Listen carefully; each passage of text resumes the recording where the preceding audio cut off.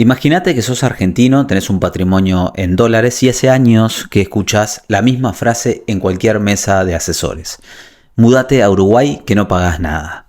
Miles de familias tomaron esa decisión basados en esta frase. El problema es que desde el 1 de enero del 2026 esta frase dejó de ser del todo cierta. Uruguay no se convirtió en un infierno fiscal, sigue siendo por lejos uno de los regímenes más favorables en la región para patrimonios altos. Pero la letra chica cambió y si nadie te lo explicó todavía, hoy te la explico yo con la norma en la mano. Uruguay tiene algo que muy pocos países conservan en el mundo, un sistema tributario territorial puro. Esto significa que, en principio, no te cobra impuesto por lo que generás afuera de sus fronteras y no existe impuesto al patrimonio global. Por eso, durante años, fue el destino elegido por familias argentinas, brasileñas y de otros países de la región para radicar su residencia fiscal sin resignar su patrimonio internacional. Pero desde el 1 de enero del 2026 rige la Ley 20.446, la Ley del Presupuesto Nacional para el periodo 2025-2029, que introduce cambios reales al régimen. No es el fin de la fiesta, pero si estás evaluando mudarte o si ya sos residente y nunca revisaste bien tu situación, necesitas 3 cosas a entender. ¿Cómo se obtiene hoy la residencia fiscal? ¿Qué beneficios seguís teniendo disponible? ¿Y qué es lo que efectivamente cambió? ¿Cómo se obtiene la residencia fiscal y por qué no hace falta cumplir todos los requisitos?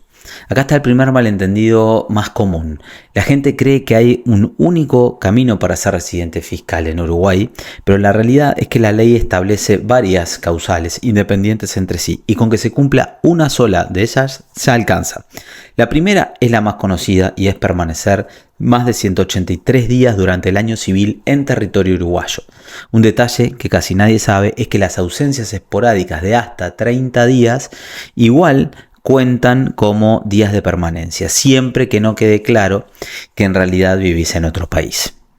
La segunda causal es tener en Uruguay el núcleo principal de tus actividades económicas, es decir, generar en el país más renta que en cualquier otro lugar del mundo, sin contar las rentas puras de capital.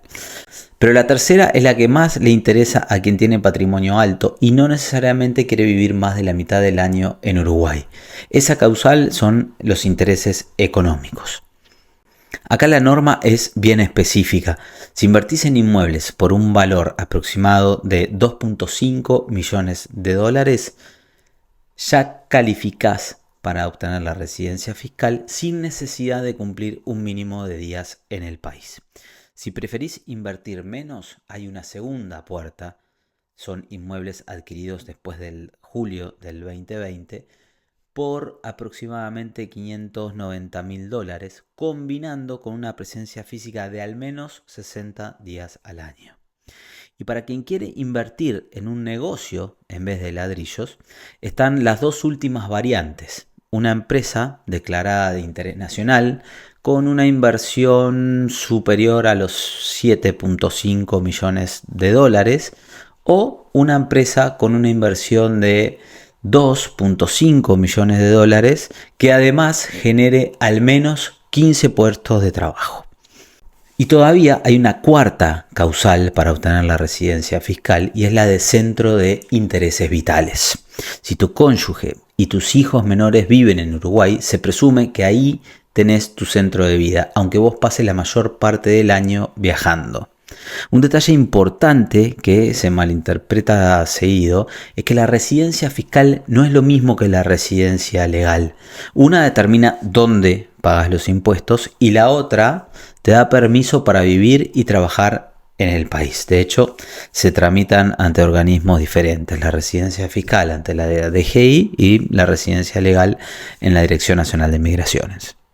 Ahora, ¿por qué tanta gente se mudó? Porque Uruguay ofrece algo que se conoce como el régimen de Tax Holiday para nuevos residentes. Antes del 1 de enero del 2026, quien se convertía en residente fiscal podía optar por única vez entre tributar como no residente durante 5 o 10 ejercicios fiscales, según cuando hubiera adquirido la residencia, o pagar una tasa reducida del 7% de forma indefinida sobre determinadas rentas. Desde el 1 de enero del 2026, con la nueva ley, quien adquiere la residencia fiscal puede optar por no tributar absolutamente nada sobre sus rentas de fuente extranjera durante 11 ejercicios fiscales completos, el año en el que te mudas más los 10 años siguientes. 11 años sin pagar un peso en Uruguay por tus inversiones, por tus dividendos o tus intereses ganados afuera. Eso sigue vigente y no cambió. Ahora vayamos a lo que sí cambió. Y acá es donde la mayoría se queda con información vieja. Durante años la estrategia era simple. Te mudás, esperás los días o haces una inversión mínima y listo. Tenés el beneficio asegurado sin mirar mucho más. La ley 20.446 le puso condiciones a eso. Primero, el beneficio inicial ahora está más atado a que exista una inversión real en Uruguay, no solamente a fijar residencia en el papel. Segundo, se refuerzan las reglas de transparencia fiscal y de identificación del beneficiario final. Es decir, se vuelve más difícil esconder quién es el verdadero dueño de una estructura offshore. Y tercero, y este es el punto que más gente desconoce, las rentas por inmuebles ubicados en el exterior, las ganancias por la venta de activos fuera de Uruguay y los portafolios financieros con rotación frecuente pueden quedar alcanzados por el impuesto una vez terminado el periodo de beneficio. Y hay un matiz todavía más fino que le cambia la película a mucha gente que ya vive en Uruguay hace años. Quien ya era residente fiscal y en su momento ejerció la opción de tributar como no residente, sigue amparado bajo esas condiciones originales. Pero quien ya era residente y nunca ejerció esa opción, o porque no la conocía, o porque su asesor no se la explicó, o porque simplemente no la necesitaba en ese momento, hoy queda directamente bajo el régimen general nuevo, sin el beneficio de la transición.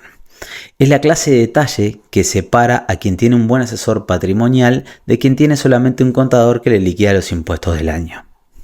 Hay un concepto que se repite en todos los análisis técnicos sobre esta reforma y vale la pena que lo tengas presente porque va a aparecer cada vez más seguido.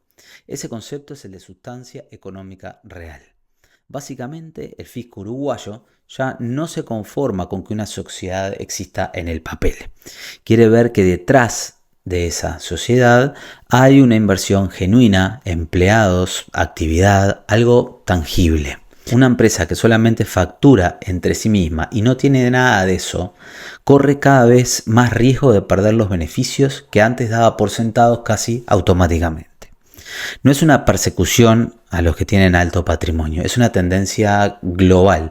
Uruguay la está adoptando más tarde que otros países, pero la está adoptando. Ahora, no todos los perfiles patrimoniales quedan expuestos de la misma manera. Y esto es importante porque acá es donde se arma la confusión. Hay gente que se está preocupando de más y hay gente que debería preocuparse mucho más de lo que se está preocupando.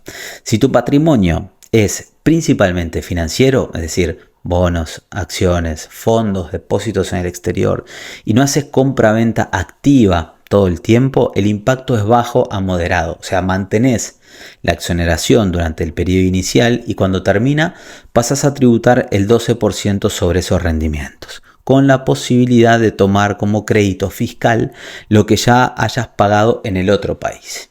Distinto es el caso de quien tiene inmuebles fuera de Uruguay generando renta. Un departamento alquilado en Buenos Aires, una oficina en Miami. Ahí el impacto pasa a ser de moderado a alto, porque esas rentas pueden quedar alcanzadas apenas termine el beneficio inicial y en el caso de quien ya era residente y no ejerció la opción a tiempo, directamente va a quedar alcanzado desde ahora. Y el perfil más expuesto de todos es el de las estructuras offshore pasivas.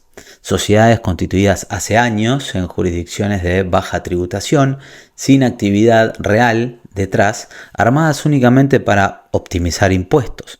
Las nuevas reglas de transparencia y beneficiario final apuntan exactamente a este tipo de estructura y son las que más rápido pierden eficiencia fiscal. Si te reconoces en alguno de estos tres perfiles, ya sabes más o menos en qué punto del mapa estás parado. Entonces, antes la pregunta era, ¿me conviene mudarme a Uruguay? Y hoy la pregunta correcta es, ¿cómo tengo estructurado mi patrimonio? Y si esa estructura sigue siendo eficiente bajo las reglas nuevas que hay en Uruguay. No es lo mismo tener un departamento en Miami que alquilás esporádicamente que tener un portafolio financiero activo con compra-venta frecuente o una sociedad offshore que hace 30 años nadie revisa. Cada uno de esos perfiles hoy tiene una exposición distinta y la única forma de saber si te conviene seguir como estás, ajustar la estructura o directamente cambiarla es haciendo el ejercicio con números reales, no con lo que escuchaste en una cena. Uruguay no dejó de ser una buena opción, dejó de ser una decisión que se toma sin mirar la letra chica.